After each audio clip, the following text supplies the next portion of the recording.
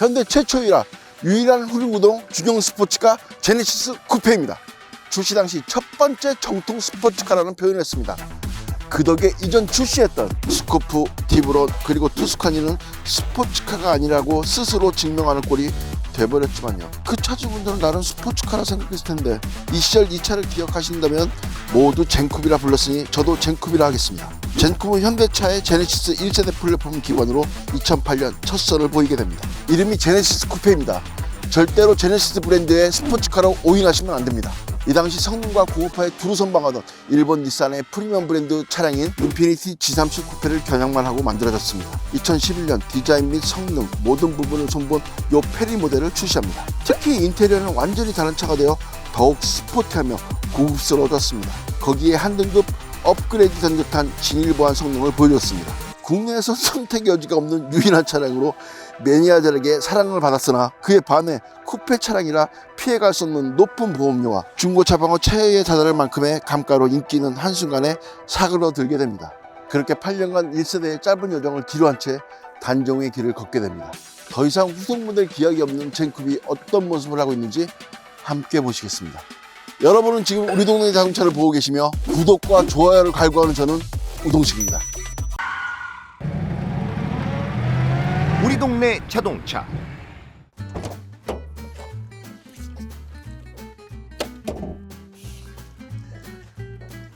젠쿱은 2리터 터보 3008 자연흡기 두 종류 엔진만 출시했습니다. 얘는 직렬 4기통 2.0 275마력 38kg/m 토크의 가솔린 터보 심장을 가졌습니다. 고급류 기준이며 일반류 주유 시 약 5%의 출력 저하가 되니 참고하시길 바랍니다. 젠쿱 외장 컬러는 흰, 검, 회, 기본 무채색 삼총사와 빨강과 파랑 등이 있습니다. 얘는 그레이, 갈고리 모양으로 나뉜 두 개의 전조등, 눈꽃병 방향지시등, 가운데 툭 튀어나온 발을 중심으로 위아래 이등분된 육각형 그릴은 좀 오묘합니다. 쉐보레 차량들이 이렇게 가운데 박아 있었죠? 보시다시피 제네시스 아니죠? 현대입니다. 물론 젠쿱 출시 땐 제네시스 브랜드가 독립조차 하지 않았을 때이긴 하나 제네시스 세단은 독자 엠블럼을 달았습니다. 아래 큼지막한 안개등, 안개등 윗변에 기다란 LED 램프는 주간주행등, 범퍼 하단에 가느다란 에어 인테이크가 있습니다. 본닛엔 이렇게 공력 성능에 도움을 주는 에어 덕트는 짭! 5세대 아반떼와 비슷한 느낌적 느낌인데 걔는 괜찮은데 홈피드는 이게 좀 별로라고 합니다. 퍼포먼스 패키지 옵션 19인치 휠과 스포티 서스펜션, 기본형은 18인치입니다. 사이드 미러, 쿠페답게 큼지막한 1열 창문과 작은 2열 창문, 캐릭터라인은 펜다에서 문까지 사선으로 샥! 문에서 뒤엔드까지 사선으로 샥! 이렇게 두 줄로 굴곡을 바람길 형상의 느낌을 줬습니다. 허리 라인은 일자로 슉이 아닌 쭉, 이렇게 안으로 들어간 사이드 스커트는 에어댐을 단 듯한 날렵함을 줍니다. 두툼하고 단단한 느낌의 쿠페로 날렵한 스포츠카라기보단 머슬카의 느낌을 줍니다. 쿠페답게 멋진 라인을 보여줍니다. 퍼포먼스 패키지로 리어 스포일러 장착, 툭 튀어나온 커다란 테일 램프, 밥주걱 모양의 LED 램프, 그 위에 방향지시등, 눈곱처럼 안쪽에 있는 후진등, 매우 육중해 보이는 범퍼, 범퍼 하단부는 블랙으로 하여 대구경 듀얼 머플러를 넣었습니다. 찐입니다. 정가운데 현대 엠블럼, 왼쪽엔 차명인 제네시스 쿠페, 오른쪽엔 배기량 모델을 뜻하는 200 터보. 두툼한 범퍼로 인해 굉장히 단단해 보입니다. 근데 테일램프 디자인 때문에 1세대 구하박이 생각나는 건 저뿐인 걸까요? 전체적인 디자인은 개인적으로 마음에 듭니다. 신쿱 출시한 지 10년이 지났지만 올드하거나 촌스럽다는 느낌이 들지 않습니다.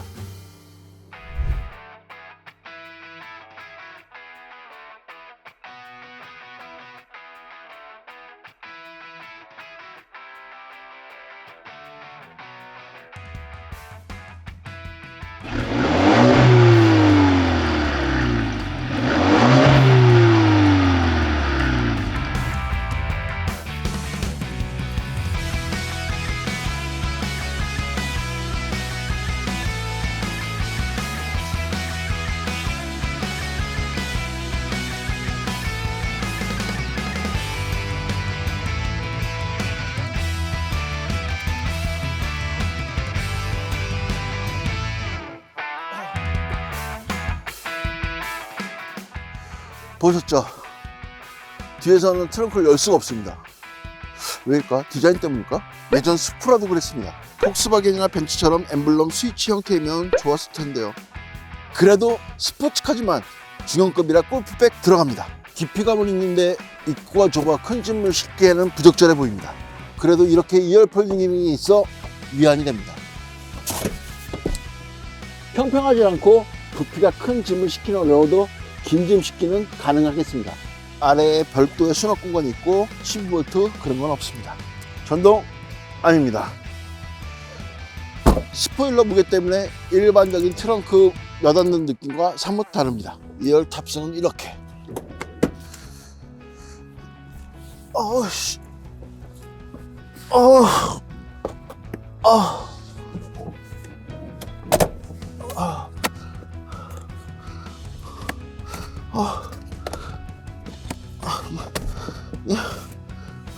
헤드룸 그런 거 없습니다. 레그룸 그런 것도 없습니다. 편의장비 그런 건 아예 없습니다. 911 카마로처럼 2열이 있는 애들과 F타입, 수프라처럼 없는 애들이 있습니다. 사실 2열이 없어 불편한 건 사람을 못 태운다는 것보다 동승자가 있을 시 가방이나 우산 같은 짐을 둘 곳이 트렁크뿐이라는 것, 차에서 쉴 때 1열을 뒤로 눕힐 수 없다는 것입니다. 대신 차량의 무게 밸런스를 맞추기 용이하여 좀 더 스포티한 성능 발휘와 디자인 측면에서 유리합니다. 무튼 이렇게 2열이 있는 건 데일리용으로 좀 더 좋다는 겁니다. 긴급용 안전에 사람을 절대 태우면 안 됩니다. 공간뿐 아니라 편의장치 전무합니다. 여친을 태우면 데이트 폭력, 아이를 태우면 아동학대의 신고를 받을 수 있는 승차감을 보여줍니다. 쿠페답게 문이 길게 느껴집니다.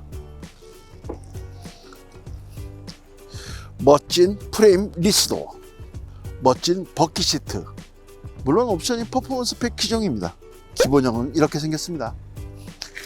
멋진 디자인을 살려주는 휠 인치업과 리어 스포일러, 좀 더 좋은 운전 자세를 도와주는 버킷 시트. 저는 싫습니다. 9급 차주들도 모두 신형으로 튜닝했다던 승차감과 성능 모두 한 단계 이상 업그레이드 시켜준 스포티 서스펜션. 이 모든 게 단돈 100에 모셨습니다. 앞뒤 조절 전동, 요추 조절 전동, 등받이 각도 수동. 버킷답게 자세를 적당히 잘 잡아주나 좀 단단한 느낌이 듭니다. 쿠페답게 웨빙 가이드가 있습니다. 수동입니다. 쿠페는 이게 없으면 안전벨트 뺄 때 굉장히 곤혹스럽습니다. 아우야.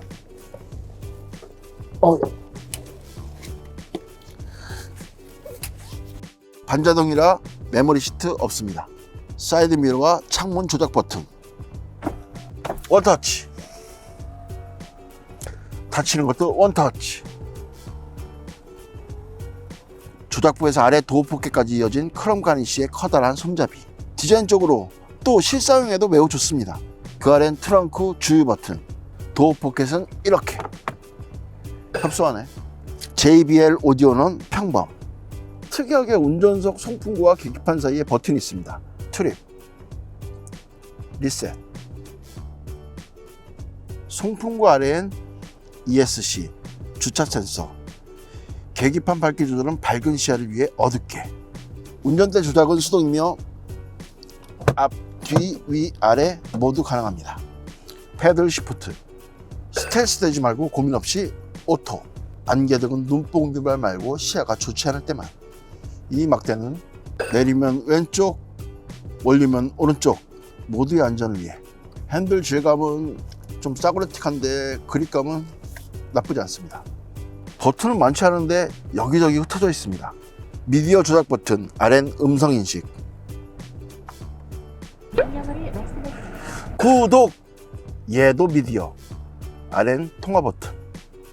시야는 전고가 낮은 스포츠카라 좋다고는 할 수 없습니다. 그렇다고 나쁘진 않습니다. 아담한 7인치 터치 디스플레이. 연식이 느껴지는 화질이며 어라운드 뷰는 사치입니다. 구독을 누르시면 젠쿱처럼 날렵한 저처럼 되실 수 있습니다. 세월이 느껴지는 CDP. 이 버튼은 뭐지? 왜지? 음감러 분들 중에 아직도 CD를 좋아하시는 분들 많으신 줄 압니다. 고급 하이파이 오디오 브랜드들도 계속 신형 CDP가 나오더군요. 무려 몇백에서 몇천만 원까지. RM 미디어 조작 다이얼과 내비 조작 버튼, 그 RM 미디어 조작 버튼. 오, 뭔가 굉장히 있어 보이는 아날로그 멀티 게이지가 3개나 있습니다. 근데 정확도는 떨어진다고 하니 참고 바랍니다. 그 아래는 큼지막한 비상등, 오토 에어컨 지원하며 얘는 온도 조절, 얘는 풍량 조절 다이얼, 오프, 얘는 별도의 공조기 모니터가 없어 클라이메이트를 누르면 디스플레이의 공조기 설정 상태를 보여줍니다. 모드는 바람 방향, 앞창문 성해 제거, 뒷창문 및 사이드 미러 열선, 엉뜨, 실내 공기, 실내 공기 유입. 좁은 차량 내부 공기가 좋을 리 없으니 워셔액 분사나 실외에서 악취를 풍기는 상황이 아니라면 실내 공기 유입으로 추천드립니다. 조수석 엉뜨, 가운데를 열면 aux, 아이팟, 요런 신비로운 게 USB-A, 그리고 12V, 8단 변속기를 탑재한 기어봉, 날개가 없는 2개의 컵홀더. 그래서 그랬는지 크기가 다르고 깊은 편입니다. 요즘 보기 힘든 핸드브레이크, 두두둑 두두둑. 팔걸이를 열면 괜찮은 크기의 콘솔 박스, 12V. 차키는 이렇게, 이걸 넣지 않아도 시동은 걸립니다. 차키는 이렇게 생겼습니다.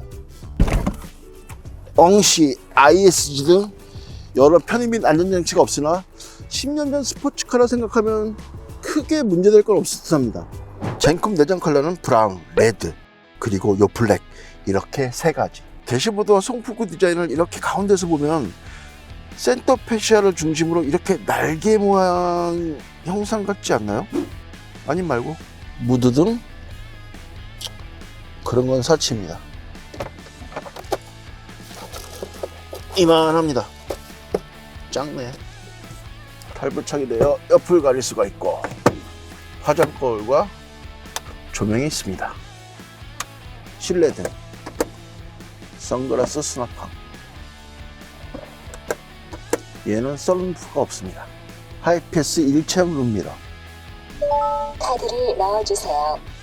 값싸고 힘이 좋아 구매층이 넓은 미국산 투도어 대형 스포츠 쿠페를 머슬카라 하는데 여기서 크기와 엔진을 조금 줄인 걸 포니카랍니다.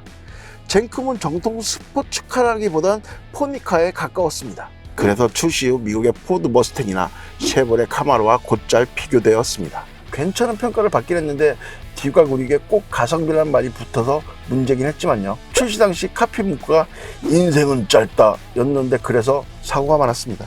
농담이고요. 차를 좋아하는 분들이라면 누구나 마음속엔 스포츠카 한 대 정도는 품고 있을 겁니다. 하나 지긋지긋하게 항상 따라오는 그 돈 씨. 동시대 그랜저 H 상위 트림과 비슷한 가격대였습니다. 무려 4천만 원. 뻔하죠 뭐. 주변에서 분명 그랜저보다 가치도 없고 뒷좌석 사람도 못 태우고 승차감도 불편하고 주저리 이미 스포츠카를 타시는 분들은 아마도 그 돈 씨 소리 안 나왔을 겁니다. 누구나 람보르기니나 페라리를 탈 수 있는 건 아닙니다. 한 번쯤은 짧은 인생에 불을 지필 만한 용기가 필요하지 않을까 합니다. 이름은 제네시스였지만 함께 출시된 제네시스 BH와 다르게 젠쿰은 현대 엠블럼을 달고 있습니다. 제네시스 브랜드가 프리미엄 브랜드로 독립 시 얘도 딸려가나 했으나 탄종.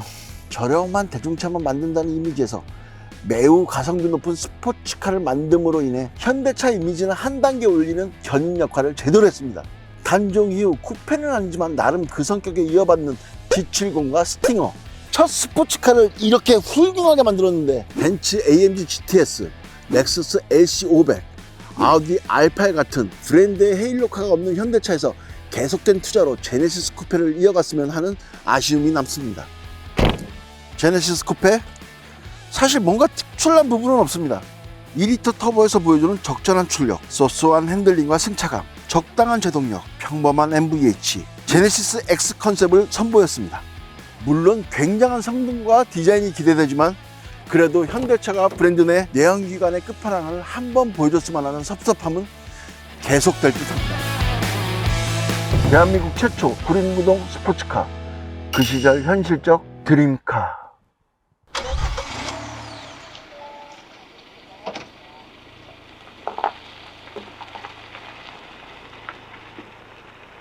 칠 이열이 없어. 불편한 건 콧물이 계속 나오냐. 불편한 건 사람을 못 태우는 것보다. 다시 할게요. 야 이거 왜 써야지. 쿠페답게 웰빙 가이드가 있습니다. 웰빙 가이드 미안해. 미안해. 우리 동네 자동차 구독, 좋아요, 알림 설정 부탁드립니다.